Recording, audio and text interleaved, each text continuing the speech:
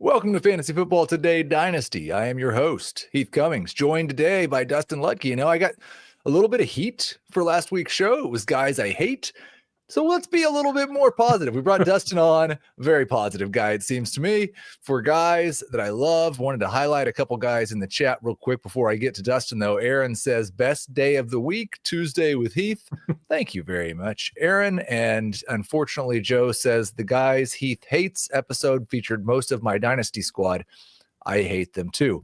Sorry to hear that, Joe, but we've got Dustin here today. And Dustin, I always like to start, just give you a chance to tell everybody what you've been working on and where they can find your work. Yeah, you can find my work at the Fantasy Sports Advice Network, so FSAN.com. Just had an article come out with quarterback camp battles, actually just like 10 minutes ago. So we're doing camp battle situations, kind of breaking down. That's the best place to find me, or on the Twitter, the X, at the DUnit13. Those places to find me. And if you're looking for some non-football stuff, I do have a podcast I do most Tuesday nights called Bridge the Gap. Tonight we're talking about integrating technology into life, into work, and how that plays out, and how you get buy-in, and how to successfully do it, and some of the pitfalls. So, and then a couple weeks I got a guy coming on talking about living a positive lifestyle. So it's just a fun non-football based podcast. You need to blend those two episodes together for me so that I can have a more positive outlook on blending technology, because I am just very rapidly, I find, turning into a bit of an old man when it comes to new things. We'll try to fight against that. But like I said, today, guys I love. And of course, this is relative to their dynasty cost, just like the hate episode was. Dustin's going to go through it with me. He may even disagree with a few guys. That would be fantastic. He can give us some differing opinions. But first, let's start with 3 questions for Dustin. If you're starting a new dynasty league, yes, we're bringing this question back.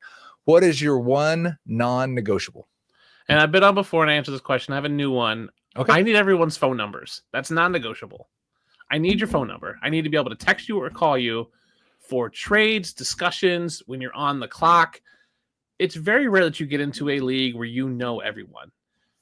Maybe some of you guys are in high school or college and you do with your buddies and you know everybody, but like I'm in leagues with guys where I know like 2 or 3 of the owners and it's like a friend of a friend.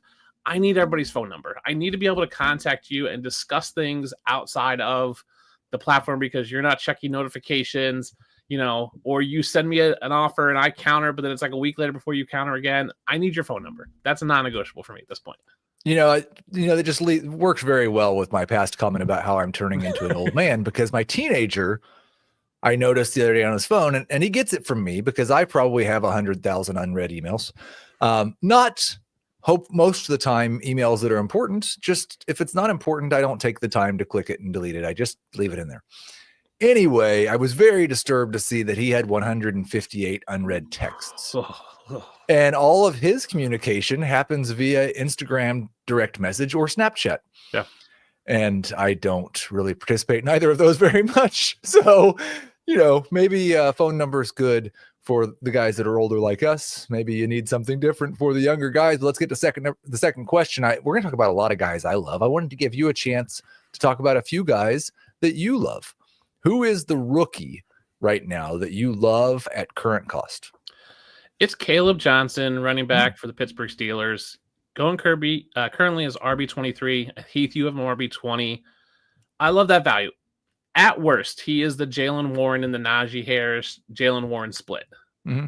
Jalen Warren finished RB 22 in 2023. He was 39 last year.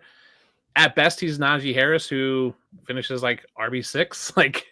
There's a lot of upside. Jalen Warren's a free agent after this year. There is no one else. There's not like there's 2 or 3 young guys there. It's Jalen Warren, Caleb Johnson, and then Cordell Patterson. So dynasty-wise, he's going to be in a split carry this year. And the next year, he's probably the guy on a team that's going to be remaking itself. They're going to get a new quarterback after Aaron Rodgers this year. They probably need some new wide receivers because DK Metcalf is on the older side. So they're going to spend draft capital on those positions, not on running back. So I think Caleb Johnson right now at RB23 is a huge buy for me right now for Dynasty. And as Dustin said, I have an RB20, so I would agree with that. I have had Johnson ahead of RJ Harvey since the NFL draft. Would you rather have Johnson or Harvey? I agree. I'd rather have Johnson. I like RJ Harvey as a player, but again, you're talking about a backfield that's nebulous at best. And you got to, it's just I don't know. I want that pathway to consistent production, and I don't know if RJ Harvey has that right now, just because it could be one of those guys there. We don't know, and they like to mix things up. We know even in Pittsburgh, it's going to be either one guy or two guys, and at two guys, he's still going to be a decent player there. Yeah, there was a long history of Mike Tomlin offenses where it was always just one guy. The Najee Warren thing's kind of a new thing. Now, I don't know with Arthur Smith there, maybe it just means it's always two guys now, but there's certainly some upside that Caleb Johnson turns into a workhorse at some point in his career. I think he's a borderline RB2 this year as a rookie. That's a pretty good place to be. Let's go with the older guys now. Who is a vet that you love at current cost? I might be breaking the rules because I'm not sure he counts as a vet. If he's not a rookie, he's a vet. All right, Wan'Dale Robinson. Okay. I'm loving him. Now, he's only 24 years old, and he's played for 3 years, so like vet in the loosest term of vet. Right. He's going as wide receiver 69 right now. You have him at wide receiver 50, which is a lot more respectable, but last year was wide receiver 36. The year before was wide receiver 53. He's going to be a free agent, but he's going to be a 25-year-old free agent next year. Like 25. With little military, like he's got production. He's a solid number 2. He's currently going behind Hollywood Brown, Xavier Legette, Jalen Knowles. Like I'll take him over all those guys with the potential to be a Jacoby Myers next year, where he signs with a new team and is that wide receiver 2 for a team, an up and coming team that needs someone to just suck up targets. He had 140 targets last year. Even if he drops to 110, that's still really good for a guy going as wide receiver 69. Yeah, I've talked a lot about how much better I think Russell Wilson or Jameis Winston or Jackson Dart are for Malik Neighbors than those quarterbacks that they had last year. And I think that it's certainly true if you're looking to make a cheaper investment, and you can probably get Wan'Dale for a 3rd round rookie pick right now. Yeah, super. That Wan'Dale is that I think probably a guy who is more valuable the more teams there are in your league and the more starting spots you have in your roster, because I have a hard time seeing him ever turn into a guy who's a must start in a 2 wide receiver league. Agreed. But if you're starting 2 to 3 wide receivers and you have 2 to 3 flexes, and probably most important, if it's full PPR, then Robinson is certainly way too cheap. I did not even realize I was 19 spots ahead of him. Probably should have been on the list of guys that I love, but thank you, Dustin, for going ahead and highlighting him. Yeah. If you're looking for a guy that's just going to be a flex play every week with wide receiver 2, wide receiver 3 upside, I think you can't go wrong, especially that late in the draft where he's going to be your 5th or 6th wide receiver on your roster. That's going to be in your starting lineup most weeks. And a lot of times for those teams that are really contending right now, when they're looking to add the guys, just add that depth that I can plug and play at flex whenever I want. A lot of times you end up adding guys that are 28, 29, 30 years old that are just shortening your window. Robinson's at least a guy that may be around through a competitive, then a rebuild, and then another competitive time. So I like that one a lot. Let's take our first break, and then we'll get to guys that I love. When you need your sports news all the time, we've got breaking news to bring to you. CBS Sports HQ gives you a snapshot of all the sports that matter to you. When you need your sports in a snap, find it on CBS Sports HQ, streaming free anywhere you are. So as we move into the guys I love, the way I structured the guys I hate was just kind of some guys I've talked about a lot in the past, and then some newer guys, and then some extra guys. And here what we're going to do is first talk about guys that I think at least are higher end guys. And then after the second break, we'll get into some guys that'll be even cheaper. Not quite as cheap as Wan'Dale Robinson, but still some cheaper ads. The first one is certainly someone that I've talked about before this offseason, and it's Brock Purdy. 3 years in the NFL, 2 full seasons as a starter, has been quite simply like the most efficient quarterback that we've ever seen the first 3 years. I know Kyle Shanahan gets a lot of credit for that, and Brandon Ayuk and Deebo Samuel and George Kittle and Christian McCaffrey get a lot of credit for that. But still, he's averaged 8.9 yards per attempt and has a 6% touchdown rate in his NFL career. Basically, anytime a guy post numbers like that in a given season, they end up the next year on my regression list, because that efficiency cannot be maintained across multiple seasons unless you're Brock Purdy in the Kyle Shanahan offense. And that's what we've seen from Purdy so far. Now, last year was a bit of a down year. A lot of that was the fact that the touchdown rate fell to 4.4%. And I don't think that's a particularly stable stat for you to worry about. People are concerned about the fact that Debo's gone. Although everybody told me last year Debo wasn't any good anymore anyway, so I'm not sure why that matters. People are concerned about the fact that Brandon Ayuk is likely to miss at least the first month of the season, maybe a little bit more. But still, QB 15 for a guy that since he became the starter has been a top 7 fantasy quarterback in CBS scoring, which is 6 points per pass touchdown. Dustin, you probably aren't as high as I am at QB 8 on Brock Purdy because nobody is, but QB 15 seems way too low. I don't love him at QB 15. For me, my issue with Brock Purdy is like, what's his upside? Last year, he was QB 14 with 66 rushing attempts, 5 rushing touchdowns. He only threw 20 touchdowns and 12 interceptions. So you talked about that touchdown efficiency not being super sticky, except for Brock Purdy. I worry that it just continues to be in that 20 touchdown range. I don't love quarterbacks in that kind of middling range, that 12 to 17 range. So your Trevor Lawrence's, I think CJ Stroud, who I know you talked about last week. I just don't love that future-wise. I like Ricky Pearsall. I think Juwan is a fine number 2. Like, he's the Wan'Dale Robinson of the 49ers. But we have no CMC. We have no Kittle probably in the next year or two. I just don't know where that goes. So I don't love him there. I think he lives in that 12 to 15 range most of his career. He'll have seasons where he's a number 8, number 6 like he was in 2023. He'll have a few. Let's say over the course of Brock Purdy's career, I think you're going to see 3. So maybe 2 more seasons where he's a top 10 guy. I just don't ever see him getting to be top 5. He's not going to throw 40 touchdowns like a Joe Burrow. And I'll rather tier up and get someone who's going to live in that 7 to 12 range. I think if you have Brock Purdy on your team, you're always looking to tier up with him. You're never like comfortable with Brock Purdy. You're just kind of going, he's fine, but I'd rather have X. I'd rather have, a Jared Goff. I'd rather have an aging Matthew Stafford. I'd rather have, someone who's got a little upside. You'd rather have Bryce Young. You'd rather have someone who either has more upside or lives in that tier above him. So you're just going, meh, and I don't love getting meh guys to me. And Brian feels the same way. He says, Brock Purdy burned me last year. They need a stacked team around him. And listen, what's the upside? He was 22 fantasy points per game. You mentioned it the year before when he was QB6. He was 22 fantasy points per game the last 6 games of 2022. I think I have viewed that as probably closer to what Purdy's going to be. And you mentioned Jared Goff, Baker Mayfield, those types of guys. I think they're good comps for Brock Purdy. I don't necessarily view those. Like I would prefer Purdy to those guys in redraft this year. But the obvious big difference between those guys and Purdy is that they're already 30 years old. Yeah. He's 25. I think he certainly has more value in a super flex league. If you're talking about a 1 quarterback league, I understand your concerns about he doesn't have enough upside to be a difference maker for me. But in a super flex league, if I can get Brock Purdy as my number 2 quarterback, and I'm going to get maybe, let's say half of his seasons are top 12 and half of his seasons are 12 to 18. That's a fantastic QB too. Yeah. So I do think it's good though that we started off with just a little bit of dissension. So no one accuses us of just liking all the same guys. Let's go with number 2. And this is probably the most controversial guy on the list based on current views in the Dynasty community. Kyren Williams. Everyone is once again trying to replace him with a day 3 running back. He's now RB11 in the consensus Dynasty rankings. And we're talking about a guy that has been one of the 3 or 4 best running backs in fantasy football over the last 2 seasons.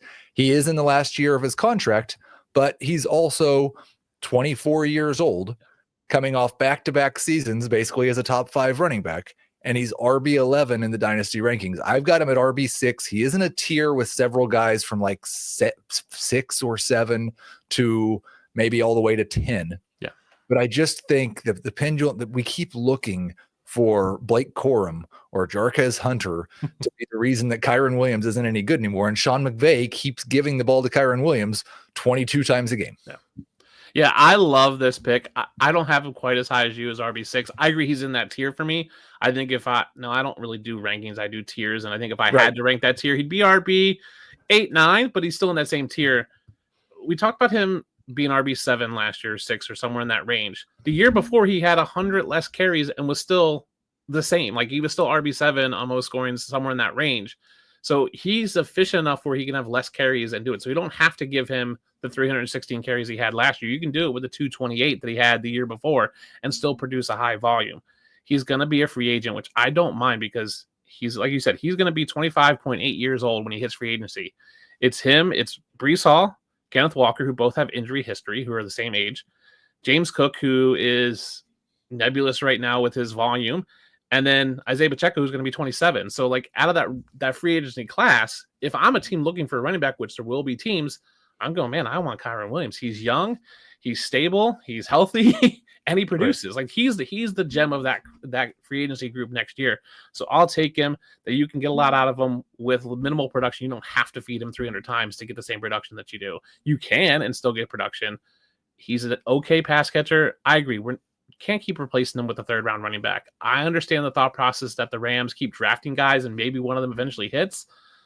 Just go with the guy that's already hit, and that's Kyren Williams.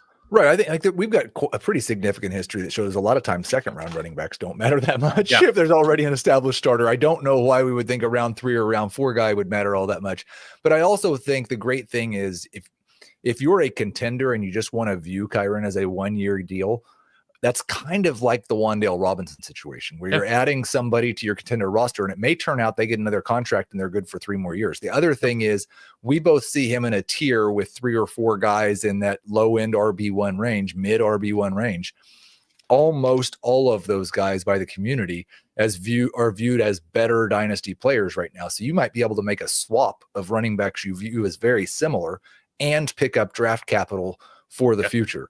Go get Kyren Williams, or at least do a price check on him and see what the cost is. Number 3, and this is going to seem weird if you listen to the regular FFT, because I was the low guy on Jameson Williams in redraft. I had a projections update. I'm basically where everybody else is, right around RB30. RB30 is also where he is in the consensus dynasty rankings. He's my RB24. I have a lot more uncertainty about the Lions moving into this year because of the loss of Ben Johnson than it seems like a lot of people do. I think some things might actually change. And the one thing Dan Campbell keeps telling us over and over that is going to change is that Jameson Williams is about to get a lot more involved. What he's been so far in his career is an absolute efficiency monster who can score from anywhere on the field and has averaged a really impressive 9.8 yards per target over his first 142 targets. Do you think Jameson Williams, first off, you can tell me whether you like the wide receiver 30 cost or not, but second, do you think there's still some potential? I mean, this was a guy who was drafted 12th overall in the NFL draft and just turned 24 years old. Is there still potential that he justifies that cost and is maybe even a number 1 for somebody one day? Or is he kind of stuck in that has to be the big play threat and that's all? I think he is kind of stuck in it has to be the big play threat. I don't see him ever being a true number 1. He gives me a lot of Kenny Golladay vibes, which I don't love. You know, he's going to be a free agent next year. Wide receiver 30 to me seems like you're almost buying him at his peak. He was wide receiver 22-ish, 23-ish last year. 91 targets. So even if he goes up to 110, 120, let's say he gets the Wan'Dale Robinson 140, he's going to have to be super efficient, and he's been that. I just don't know if that continues. I do have a lot of worries about the Lions, as you do with Ben Johnson gone.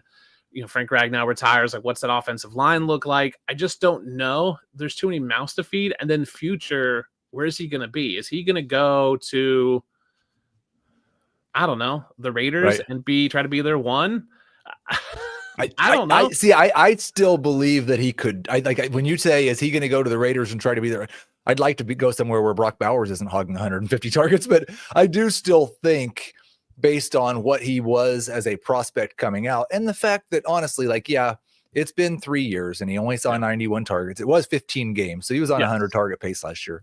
But it's a very shortened 3 years in terms of actual NFL experience because of the injury he entered the league with and the suspension that he had in year 2. So I'd almost view this as his 3rd year. Yeah, I agree. Like, he doesn't have the history. And that's where I go. It's like, for me, once is a fluke, twice is a pattern, 3 times is a trend. Right. I don't know. Is last year the fluke, or are we going to see a trend? So I might be waiting to buy him midway into the season. If I see this trend and this pattern continue where I'm going to be a trend in the next couple of years. My biggest fear is that he leaves the Lions and is just nothing, a nothing burger. He goes to the Patriots and is just nah, and you just don't like him, and you're spending up. I'd rather wait for Emeka Buka, who's going right behind him. George Pickens is wide receiver 31 right now. They're both wide receiver twos. Like, they're both never going to be the one on a team. Like, they could be, but they're not. And they may never be. Like, I'll take Pickens, who's had more history and is more of a big play threat, and you get those kind of splash weeks. For my dynasty team, if I have Jameson Williams, where am I comfortable with him? Am I comfortable with him as my wide receiver 2 on my dynasty team? Probably not. Am I comfortable as my wide receiver 3? Probably for those big plays, but I'd rather have someone who has more boom potential.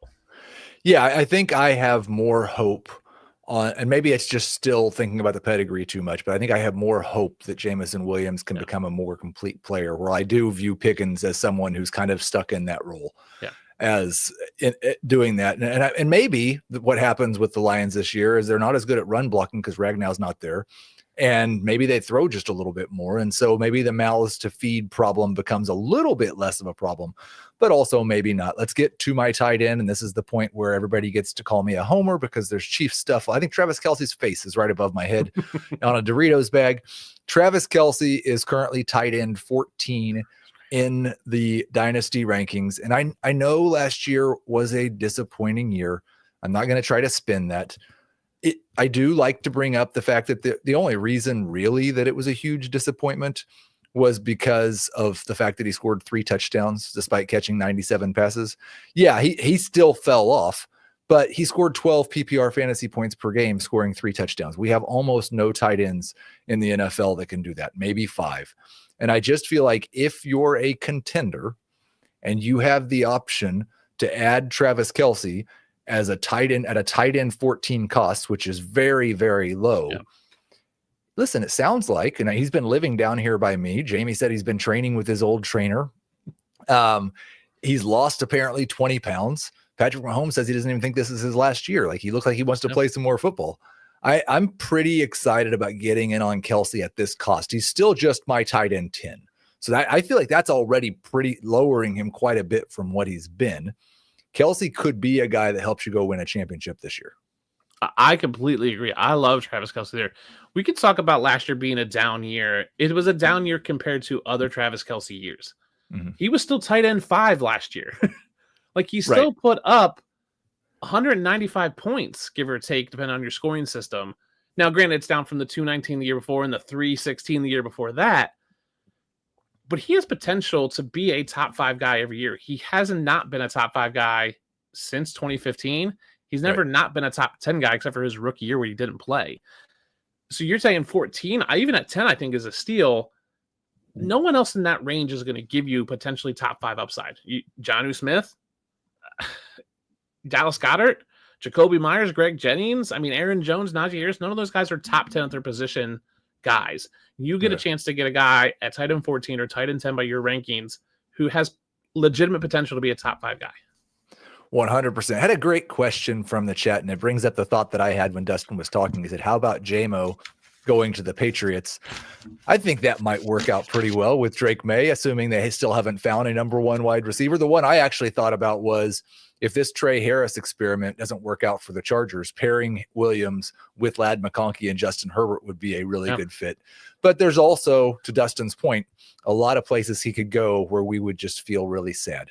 I mean, he could go to like Miami if Tyreek's done and Waddle is whatever, and JMO can be the guy. My fear with the Patriots is that they've never really been good at scouting receivers and getting the right receiver. So it's just always like, meh. Yeah, and Michael says, I think the emergence of Worthy and Rice will hurt Kelce's red zone targets.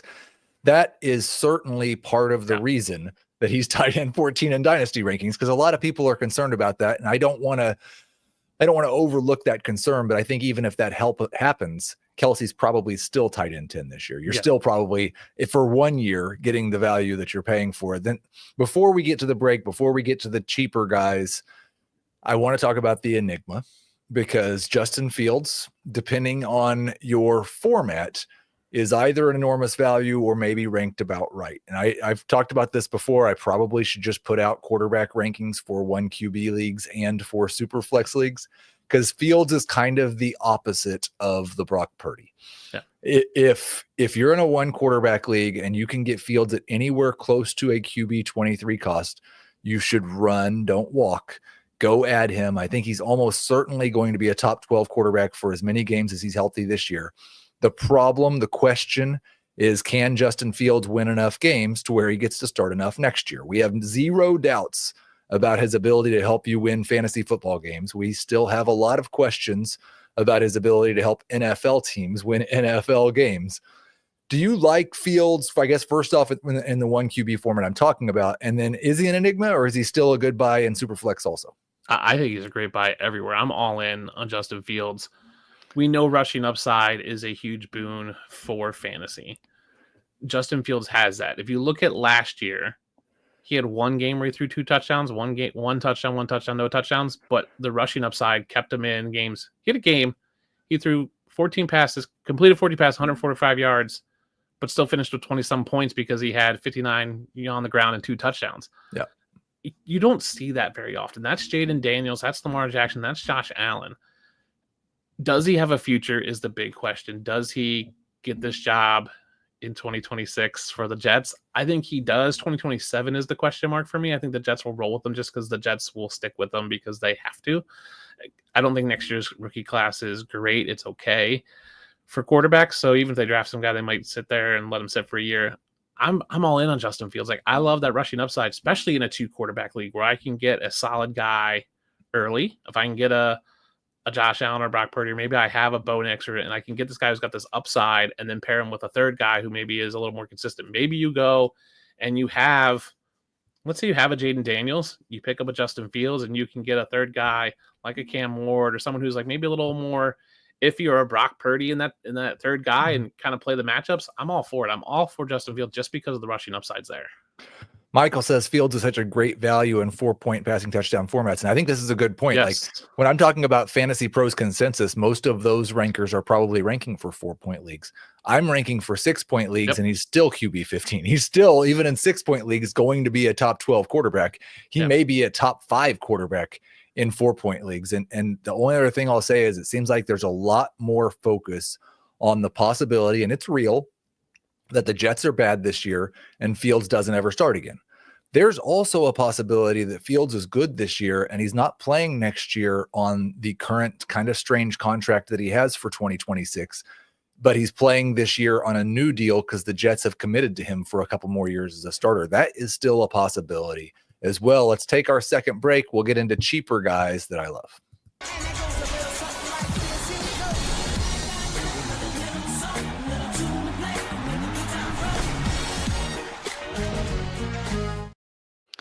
Dennis is reading my mind. He says Cam Ward is very undervalued. You can sell Fields for Cam plus. Well, that's true in my rankings. He's actually higher in the consensus quarterback rankings at QB 21. I just can't remember a time, Dustin, and maybe the people are right about Cam Ward. Maybe this was just a travesty of a quarterback class. Usually when that happens, though, we don't have a quarterback go number 1 overall. No. Like, we saw the Kenny Pickett year. It was a terrible quarterback class. We didn't have a quarterback go early.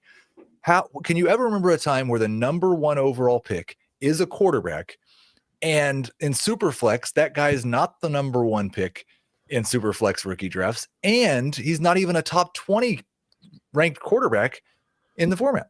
No, it's a crazy year. And I think it goes to the glut of quarterbacks we have in the league right now. Like, we have so many quarterbacks that are capable players that Kirk Cousins is a backup who, 5 years from now or 5 years ago, Kirk Cousins was someone in that range, that aging veteran was a starter. Right. Jameis Winston, I think, should probably be a starter somewhere. We have all these guys who are just like, there's too many quarterbacks in the league and there's not enough spots. So we're just seeing these guys fall. I don't love Cam Ward as a prospect. I think he's fine. Like, I'm okay. Right. He's again, that Brock Purdy, Trevor Lawrence, like, he's fine. There's other guys I'd rather have. I'd rather get a McCarthy, or the guy that I thought was the best quarterback in last year's draft, Michael Penix, who's QB 20 on rankings, and I think he's probably in that range for you as well. I love Michael Penix. I'd rather have that than Cam Ward. Yeah, I have Cam Ward a few spots ahead of Penix, but they're in the same range, I guess you could say. I think Like the advantage that Cam Ward has is as the number 1 pick and as a rookie this year, you probably, and if you think Penix is better, this doesn't matter as much to you. But if you think both of them are kind of a coin flip as to whether they're going to be good for real football and good for fantasy football, you have probably at least one more year of guaranteed Cam Ward starting than you do with Penix. Penix has already gone through his rookie year. He'll get this year. He'll start next year. But if it's not anything good by next year, they could be looking for another quarterback. Yeah, I also think that's the disadvantage to Cam Ward because it kind of makes you stuck. Yeah. My fear with Cam Ward is that you take him this year and one quarterback or two, that you go, okay, this year's kind of a wash. It's his rookie year. We're going to go through next year. The Titans are going to go through next year, and you don't know what you have, and you're always just going, well, is he? Isn't he? I don't know. Maybe. And you miss out on getting these guys. If you would have done this maybe 2 years ago, let's say you drafted Bryce Young 2 years ago, and his rookie year comes out and he's not good, and you go, but he could be, maybe he is, then you maybe missed out on Jaden Daniels because you didn't need to draft a quarterback. You're like, well, I've got Bryce Young. I don't need to draft a high-end guy. And you missed out on Jaden Daniels or Bo Nix or Drake May or Caleb Williams. So you missed out on these hiring guys because you just have this maybe on your roster. I'd rather take a Penix who I know after this year whether he's the guy or not. And if he's not the guy, we know Atlanta's probably moving on, and I can move on. I'd rather see it first. My fears with Cam Ward that you're just kind of stuck in Dynasty with this, possibly, maybe, and you miss out on the guy in 2026, and then you're hoping maybe you get Archie Manning in 2027. Yeah, and I like you said earlier, I'm not sure there is a guy to miss out on in 2026. So there might not be. Maybe it will be okay. I think, again, it probably, comes down to a 1 QB versus a super flex discussion. Because in super flex, you're probably always going to have a use for a guy who's a starting quarterback, and Cam Ward's probably a starting quarterback for at least 3 years, maybe for 10. Let's get to the second guy, maybe for longer. Jordan Mason is RB 44 in the consensus rankings, RB 33 in my Dynasty rankings. I've got a pretty high expectation of Mason matching Aaron Jones in rush attempts this year, and definitely handling the short yardage attempts. At Jones' age, it seemed pretty obvious to me that they really would have liked to kind of split things up a little bit last year, and they struggled to find a guy who could do that well. They went and made the effort in a year with a great running back class to trade for Jordan Mason. His skill set fits very well with what Aaron Jones does well, I think. And Jones' fumbling problems has kind of made the Vikings a little hesitant to give him the ball inside of the 10-yard line. This could be, especially if they decide, first-year starting quarterback, let's be a little more run-heavy than we've typically been under Kevin O'Connell. This could be a situation kind of like the Najee Jalen Warren situation in Pittsburgh, where we have 2 running backs on the Vikings who are top 30 running backs this year. And at Jones' age, if Mason in a limited role can be really efficient, we might see Jordan Mason just as the starting running back next year. Yeah, I just don't love Jordan Mason. To me, this is another one of those meh. I get it. RB 44. I think he's the best handcuff in terms of if Aaron Jones goes down, which we've seen that plenty with Aaron Jones, that Jordan Mason steps in and gets the volume. My issue with Jordan Mason is 153 carries last year for San Francisco, 3 touchdowns. It's not there. And he doesn't catch passes. He had 14 targets last year. He's not a pass catcher. So if I'm drafting late, unless I have Aaron Jones, I don't want Jordan Mason. I want someone with more upside. Give me Javonte Williams or a Jaden Blue, who might be the lead back who's going to get 200-plus carries. Give me a Tajay Spears, who I think is also not very good, but at least has the pass-catching upside. Give me someone where they have a defined role and they have upside to potentially score points. I just don't see it with Jordan Mason just because he hasn't done much. With 153 carries and you're only scoring 3 touchdowns and 789 yards, which is great, 5.16 yards per carry. What's he going to get this year? Is he going to get 200 carries? He's probably going to get another 150, right? Maybe 170. I think probably the Vikings this year are going to score more. Like we talked about it with Purdy, the 49ers didn't score as many touchdowns last year as a team as we expected. I was going to look at my projections. As of right now, I have Mason projected for 178 carries, which gets you pretty close to 900 yards. As, again, RB 44 is what we're talking about here. And then there's the potential that with Jones' either injury history or age, we could see Jordan Mason as a starting running back. I think there's a lot of talk about where you're at in Dynasty and when you should add your running backs. And everybody wants to build with quarterbacks and wide receivers. These are the types of running backs that I like to target because they're almost free. They're really cheap. And they're one injury away from maybe being a must-start guy. That's kind of where I view Mason is at this time. Yeah, I think that's fine this late in the draft. Like, he is an injury away. If I have Aaron Jones, I'm definitely drafting him here. But if I don't have Aaron Jones, is he the top handcuff out there? I don't think he is. If Aaron Jones goes down, I think I'm spending all my fab on him, if that makes sense. So, like, maybe I draft him because of that if I have a spot. But I think I want in my draft, if I'm doing a dynasty startup or if I'm looking to add a running back, I'm going to look for someone who has a little more upside, like a Javonte, who's in the similar range in terms of ADP, who just like might have more volume and it might be more efficient. I just don't love it. I think, again, it's just like it's a meh. It's just like, okay. Like, it's fine. Well, if everybody was excited about these guys, they wouldn't be cheap. That's true. Let's go to the wide receiver. And this is another one where I just think I know people are concerned because the Packers have always spread the ball around. They also have always not drafted a wide receiver in round 1. And I just went and checked to make sure that I didn't mess this up on the consensus rankings, that I'm actually looking at Dynasty. I am. It actually says June 23rd. The Fantasy Pros consensus rankings, Matthew Golden is wide receiver 42 as a first-round pick in a situation with a stable quarterback play in Jordan Love. I love that price. I was looking at the current DLF ADP. He's a round 2 pick. I've taken him late in round 1 of a few of my rookie drafts. I'm not sure that the Packers are going to change their ways. But if they were going to signal to me that they were going to change their ways, it would be by doing something they've never done before, or at least in the last 2 decades, and taking a wide receiver in round 1, which they did with Golden. Looking at the Dynasty rankings, he is behind Josh Downs. He is behind Jaden Reed, his teammate. He's behind a guy you mentioned earlier, Ricky Pearsall. He's behind Luther Burden. I'd rather have Golden than Luther Burden. And so I think this could be a buy in your rookie draft, because I still have 4 rookie drafts left. I know some of you guys do as well. Or it could be an early season buy if Golden gets off to a slow start. When you asked me, when you invited me on the show and you sent me, so I'm going to ask you who's the rookie you love, my first thought was Matthew Golden. Yeah. Like, instantly. It was, this value screams to me here. I don't care if the Packers change or not. Even if they don't change, he's fine. Right. Jaden Reed last year, wide receiver 29. The year before, wide receiver 25. Romeo Doubs last year, wide receiver 56. Year before, wide receiver 36. So even if Golden is the 2 behind Jaden Reed, this is a fine spot for him. Like, he's going to do okay. Like, he has potential to be the number 1 guy and finish as wide receiver 29, wide receiver 25 that Jaden Reed did. And you're getting him at wide receiver 42. I think that's crazy to me. Like, he has the most potential to be the top receiver out of any receiver that got drafted this year. A lot of talk about how it seems like people think that Golden is just a deep guy, and I think that's because of the speed, or people think he's the Christian Watson replacement. I saw Dolphin Cat said, I'll do it in best ball, but not in regular redraft leagues. I understand why people think that, but I think he's both a better intermediate route runner than he's getting credit for right now, and more importantly, he has 2 hands that both work in catching the football, which the Packers desperately need. For my tight end that I love, it's a little bit cheaper. This will surprise nobody because I've been banging the drum for him, I think, since March. But it was a team that took somebody they didn't need, at least not quite yet. Harold Fannin is currently tight end 23.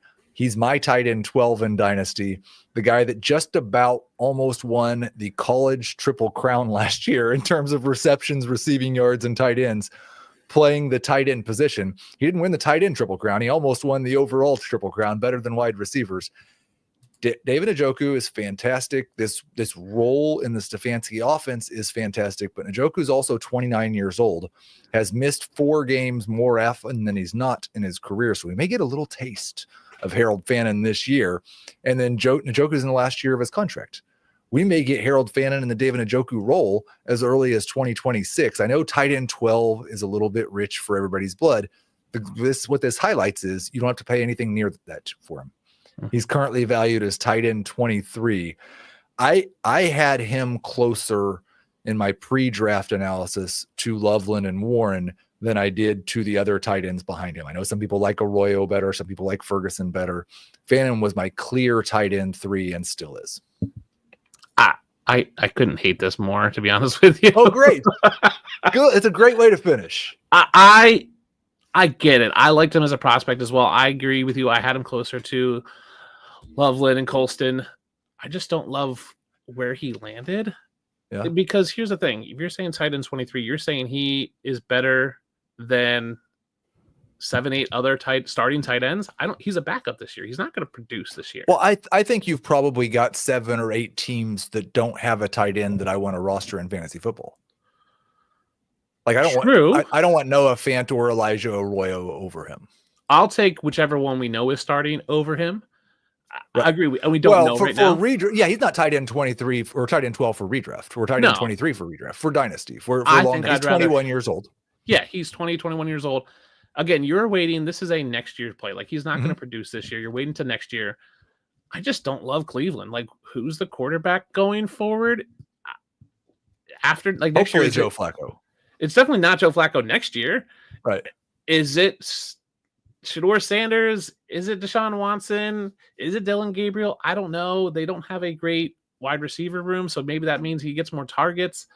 I love what he did last year in college. The problem is the year before he was touchdown, 44 receptions for 6 touchdowns is a huge efficiency. I don't know if he matches that. I just don't like it. Just seemed like a one and done. Again, once is a fluke, twice is a trend, 3 times the pattern. It seemed like a fluky year for me last year for him in college. So I don't know if he produces that again. I just don't love it. There's QB issues. I'd rather wait for, if I'm drafting right now, I'd rather get like a Brenton Strange who's going as tight end 26 or Jatavian Sanders who's tight end 25. Like give me someone who's slightly after him, who I've seen a little more in the NFL and who's going to produce this year, because at the end of the day, I need to produce this year. I can't necessarily wait at tight end 23 for next year. Like if you're telling me 33, sure, maybe he's the first backup I want.